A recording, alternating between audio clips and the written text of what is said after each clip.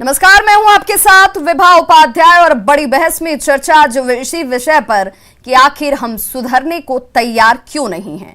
बिहार में 5 मई से लॉकडाउन लगने के बाद कोरोना संक्रमण की रफ्तार में कमी आई है और इसी को मद्देनजर रखते हुए सरकार ने लॉकडाउन का विस्तार कर दिया।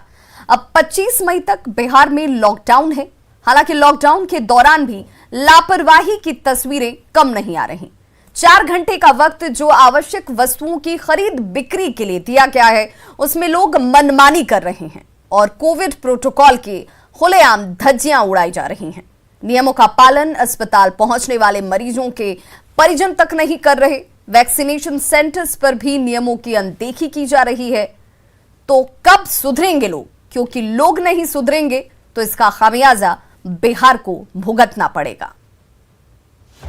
सरकार ने आपको बार बार चेताया। माननीय शिक्षा मंत्री आपको बता दें। प्रशासन ने बार बार अपील की। घर से बाहर नहीं करें, नहीं तो हमको मजबूर होकर फिर कार्रवाई करनी पड़ेगी। कोई बात नहीं। बार बार कहा सुधर जाएगी। कितना बज रहा है? टाइम देख रहे हैं। अब आधे स्टॉप मिलना कर रहे हैं कि नहीं कर रहे हैं? प्लीज घर से नहीं निकलिए। पब्लिक को अपना जिम्मेवारी समझना होगा, तभी पर कुछ होगा। लापरवाही पब्लिक की है। लापरवाही पब्लिक की बहुत ज्यादा। बाजार में भीड़ मत लगाइए।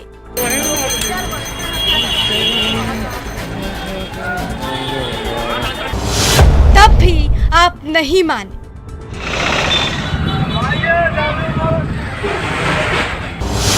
बाजार गए, भीड़ लगाया।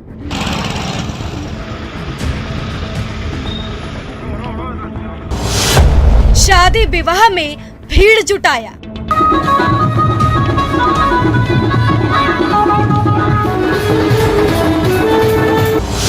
वैक्सीनेशन सेंटर में बवाल मचाया।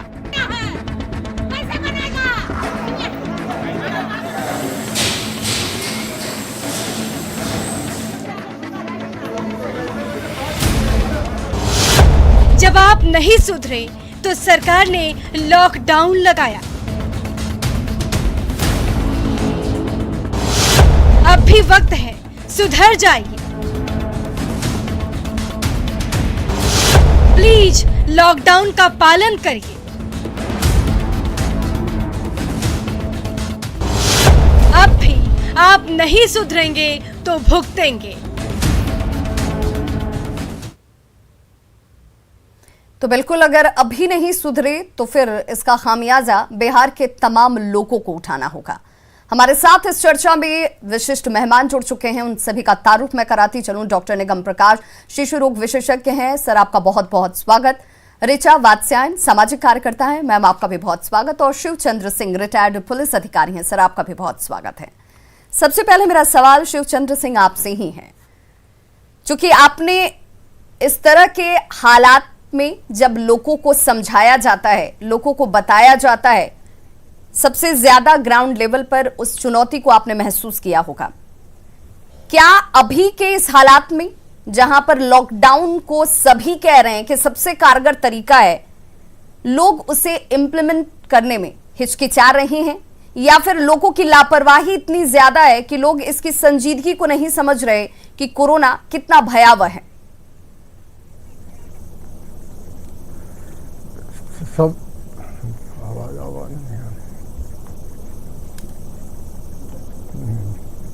शिवचंद्र सिंह, आप तक हमारी आवाज पहुंच पा रही है? हाँ जी सर, मेरा सवाल है कि ग्राउंड है। लेवल पर किस तरह की परेशानियां, किस तरह की चुनौतियां पुलिस अधिकारी होने के नाते आप समझते हैं कि लोगों को इस दौरान जब लॉकडाउन लागू हो, लोग नहीं मान रहे हो नियम कानून, तो उठानी पड़ती है एक अधिकारी के तौर पर?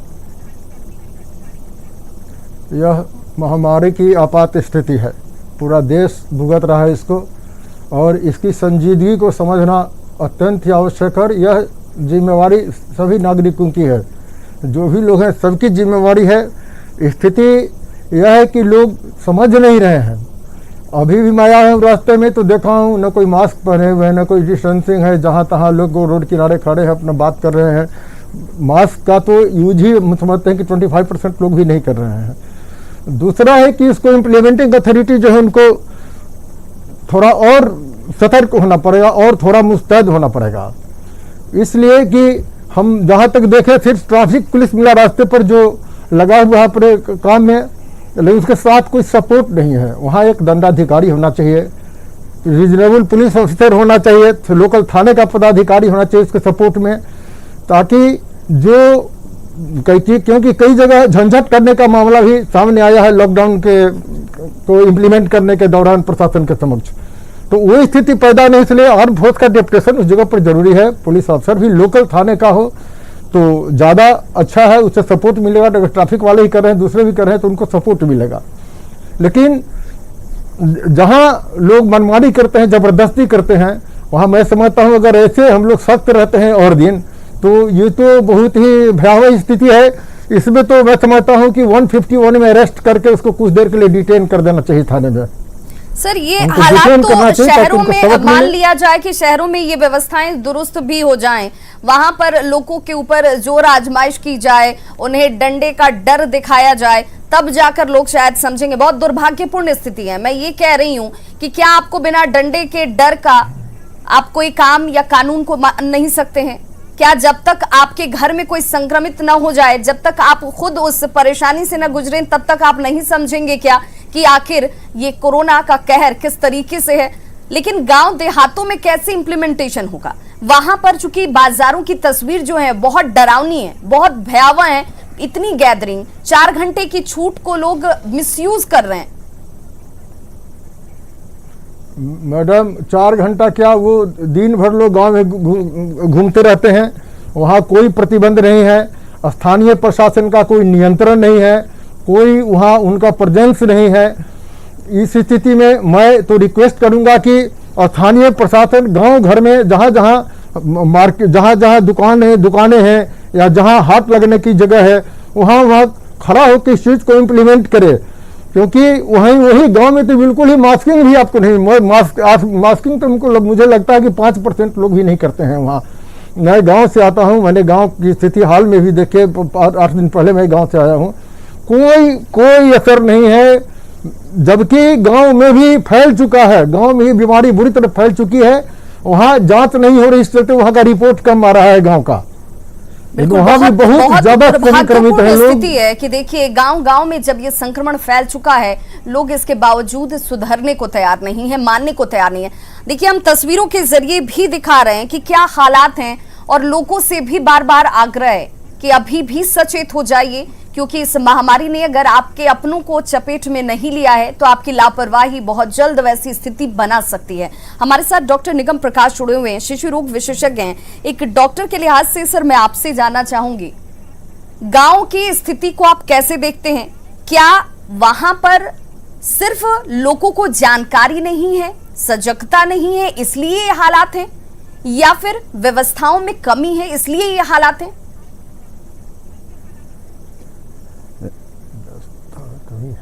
देखिए ऐसा है, मैं बता रहा हूँ आपको। ये विषय आज आपका बहुत ही सही है आज के दिन के लिए, क्योंकि अभी देखा जा रहा है कि हम लोग जितना भी करें, लोगों में लापरवाही बरकरार है। और सबसे बड़ी बात क्या है कि एक जो गांव के बारे में आपने चर्चा की है, ये गांव बहुत ही महत्वपूर्ण है हमारे लिए, क्योंकि गांव में ज़्यादा पॉपुलेशन है हमारा, और वहाँ पर संसाधनों की सचमुच में कमी है। तो वहाँ के नागरिकों को तो ज़्यादा जिम्मेवार होना होगा, ये तो सबसे बड़ी बात है।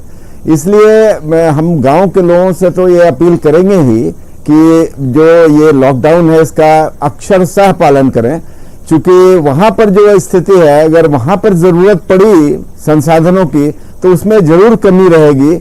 और आज जो हम लोग संसाधनों की कमी झेल रहे हैं, इसका कारण है एक बैग इसका आउटबर्स्ट। ये इतना जो केस एक बैग हो गए पूरे इंडिया में, इसकी वजह से जो है संसाधनों की कमी हो गई है, सरकार की व्यवस्था चरमरा गई। इसका मेन रीजन है हमारी नागरिकों का लापरवाही और गैर जिम्मेदाराना हरकत इनकी जो है, इसकी वजह से हुआ है। और आज भी ये भुगतेंगे कि नहीं बात है, ये तो हम लोग भुगत रहे हैं ऑलरेडी। और अभी जहाँ तक मेरा सवाल है, मैं देख रहा हूँ कि हर परिवार में करीब करीब ये बीमारी फैल चुकी है, हर परिवार में हम तो जहाँ तक देखते हैं। और यहाँ तक कि हमारे बच्चे भी संक्रमित हो रहे हैं। बच्चे, मैंने 3 महीने के बच्चे को एक संक्रमित देखा। आप क्या आपको समझाएं? इसलिए ये बहुत बड़ी समस्या होने जा रही है और हम लोगों को बहुत जिम्मेदाराना रूप में इसको लेना है, लॉकडाउन को। मैंने इसी में प्रोग्राम में मैं पहले चर्चा भी की थी और बताया था कि जिसमें लॉकडाउन नहीं हुआ था उसमें मैंने कहा था कि सेल्फ इम्पोज्ड लॉकडाउन ही इसका एक आंसर है। और अब तो लॉकडाउन सरकारी रूप से हो चुका है। सर, अगर उसको भी पालन नहीं किया जाएगा तो सख्ती बरतनी तो यही है कि देखिए, हम इंतजार करते हैं कि हमें डराया जाएगा, हमारे ऊपर जो नियम कानून है वो इम्पोज किए जाएंगे, तब जाकर हम शायद उसे फॉलो कर पाए। वो भी सरकार की तरफ से कर दिया गया, लॉकडाउन लगा दिया गया। आज तो एक बार फिर से इसे 10 दिनों का विस्तार दिया गया है। सरकार ने इसे अब 15 मई से बढ़ाकर 25 मई कर दिया। लेकिन क्या यही एकमात्र रास्ता है कि हम डर से ही किसी काम को करेंगे, अन्यथा हम उसके सही या गलत, उससे क्या दुष्प्रभाव पड़ रहे हैं, ये समझने के लिए अभी और कितने वक्त की जरूरत है लोगों को? देखिए, इस जनतंत्र में मैं समझता हूं कि और दूसरा कोई रास्ता ही नहीं है कि आप सख्ती करें, क्योंकि ये अगर आप बिल्कुल हमारी जनता पर छोड़ देंगे तो शायद ये कभी भी संभव नहीं हो पाएगा। इसलिए हम लोगों को अभी सख्ती से निपटना ही होगा इस मामले को। जब शक्ति की आपने बात की तो सख्ती के लिए शिवचंद्र सिंह जी, क्या इस वक्त किया जाए, जिससे ये लॉकडाउन, चाहे वो इससे पहले 11 दिनों का हो और अब 10 दिनों का और इसे विस्तार दिया गया है, एक्सटेंड किया गया है, जिसमें ये ज्यादा से ज्यादा फ्रूटफुल हो, ज्यादा से ज्यादा इफेक्टिव हो, कम से कम संक्रमितों की संख्या सामने आए, और खास तौर पर ग्रामीण क्षेत्रों के लिए आप बताएं। ग्रामीण क्षेत्र के लिए मैं कह रहा हूँ मैडम, सड़क की स्थिति तो मैंने पहले बता दी। ग्रामीण क्षेत्र में मुख्य रूप से ग्राम पंचायत को जिम्मेवार बनाया गया है, वहाँ के वार्ड कमिश्नर को जिम्मेवार बनाया गया है। उनके साथ उनके सामने समस्या क्या है कि वो चुनाव सामने है, इसलिए वो कड़ाई से किसी के साथ पेश नहीं आ सकते हैं, नहीं तो स्थानीय राजनीति के नाम पर उनका विरोध प्रारंभ करेगा। इस डर से उन लोगों को जो करना चाहिए पंचायत को वो कर नहीं पा रहा है। तो वहां पर भी आपको स्थानीय थाना और स्थानीय प्रखंड उससे सक्रिय होना पड़ेगा। सक्रिय होकर गांव गांव में वैसा हो तो एक आध दो आदमी को उठा 151 में अरेस्ट करें, फिर शाम को या सुबह को कल को छोड़े, 24 घंटा का अरेस्ट आप उसमें कर ही सकते हैं। और इतनी बड़ी चीज है, इसमें आम लोगों की जिंदगी उलझी हुई है, तो उसके लिए उसके निदान के लिए तो इतना किया ही जा सकता है। अगर एक गांव से आप एक आदमी को उठाते हैं तो पूरे पंचायत हल्ला हो जाएगा कि साहब पुलिस आई उठा के ले गई यहाँ से। तो अब तो कुछ तो असर होगा उसका। बिल्कुल, तो ये जो सख्ती है आज जीवन बचाने के लिए जरूरी हो जाती है, क्योंकि लोग खुद से समझने को तैयार नहीं है। हमारे साथ ऋचा वात्स्यायन जुड़ी हैं, सामाजिक कार्यकर्ता हैं, ग्रास रूट लेवल पर सबसे ज्यादा काम करती होंगी।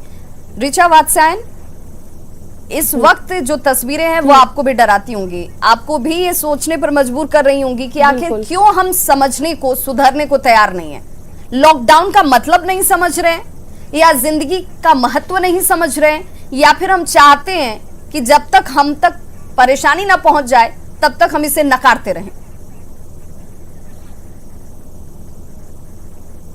जी, आपका सवाल बहुत अच्छा है विभा जी। मैं कुछ आंकड़ा आपको बताना चाहूंगी कि हमारे देश की करीब 90 करोड़ जनता जो है वो गांव में बसती है, और हर 10 लाख की आबादी पे हमारे पास सिर्फ 1200 हॉस्पिटल में बेड्स उपलब्ध है। तो ये हमारा हेल्थ इंफ्रास्ट्रक्चर जो हमारे देश का है, हमारे राज्य का है, वो तो एग्जिस्टिंग है। इस आंकड़े को लोग समझ नहीं रहे हैं। और दूसरा ये है कि रोल ऑफ इंडिविजुअल, जो सर ने भी अभी बात करी थी, रोल ऑफ इंडिविजुअल, गवर्नमेंट जो है वो पॉलिसी मेकर है ना, but we are the preventive implementers. इसकी रोकथाम के लिए सबसे ज्यादा जरूरी है कि हम अपने role as a preventive implementer को समझे। और गांव की जहां तक बात है, तो गांव में मुझे लगता है कि डंडा चलाने से, अरेस्ट करने से चीजें कुछ हद तक सुधर पाएंगी।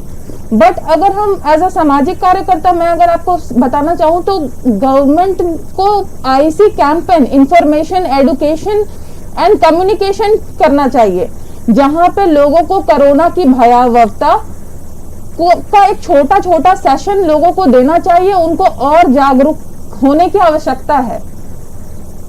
बिल्कुल, ये क्योंकि इस लेवल गाँव में पर लोग- काम करने की जी। जरूरत है। हमें लोगों को जागरूक करने की जी, जरूरत बिल्कुल, है, लोगों को ये grassroots बताने level की पे- जरूरत है। डॉक्टर निगम प्रकाश, जरा मुझे ये बताएं, क्योंकि जब पहला फेज था, कोरोना के पहले फेज को अगर हम देखें तो उस दौरान केंद्र ने शुरुआती वक्त से ही लॉकडाउन लगा दिया। गांव में भी बहुत अच्छी तस्वीर निकलकर सामने आ रही थी कि लोग जब भी कोई बाहर से पहुंच रहा था उन्हें सेल्फ आइसोलेट किया जा रहा था, उन्हें स्कूलों में ठहराया जाता था, 14 दिन के लिए क्वारंटीन रहते थे, उसके बाद उन्हें गांव में प्रवेश करने के लिए दिया जाता था। लोगों ने खुद से बांस और बल्लों का इस्तेमाल करके गांव में बैरिकेडिंग कर दी। लोगों ने इस बात की संजीदगी को समझा। लेकिन दूसरे फेज में जब कैजुअलिटी ज्यादा है, लोगों की जान ज्यादा जा रही है, इतने भयावह आंकड़े सामने आ रहे हैं, आसपास लोगों को संक्रमित भी वो देख रहे हैं, फिर भी ये लापरवाही क्यों? ये एक बहुत ही सोचने वाली बात है जो आपने कहा। ये आपको सबसे बड़ी बात मैं बताऊंगा कि ये द्वितीय लहर जो है, ये ऐसी लहर है जो कि एक खास वर्ग के पॉपुलेशन को नहीं इफेक्ट कर रही है। जैसे कि प्रथम लहर में हम लोग जानते थे कि बूढ़े ज्यादा इफेक्ट हो रहे जी। हैं, कोई कोमॉर्बिडिटीज वाले ज्यादा इफेक्ट हो रहे हैं, लेकिन इस मर्तबा सब चीज फेल हो गया। हर वो चीज जो है बेकार साबित हो गई। अब हर एज का व्यक्ति जो है संक्रमित हो रहा है, और खास करके देखा जा रहा है कि जो यंग लोग हैं उनमें ज्यादा जो है मौत की भी संभावना हो जा रही है। तो ये एक बहुत ही दुखदायक स्थिति है कि पूरा जब एक साथ इतने पॉपुलेशन वल्नरेबल हो जाएंगे तो आप समझ सकते हैं कि क्या हश्र होगा।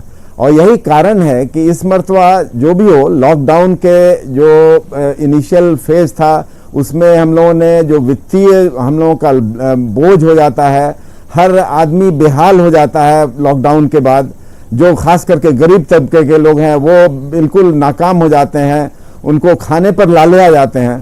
तो ये सब चीज जो है ये एक बहुत महत्वपूर्ण प्रश्न था जिसके कारण कि लॉकडाउन इतनी देर से लगाया गया।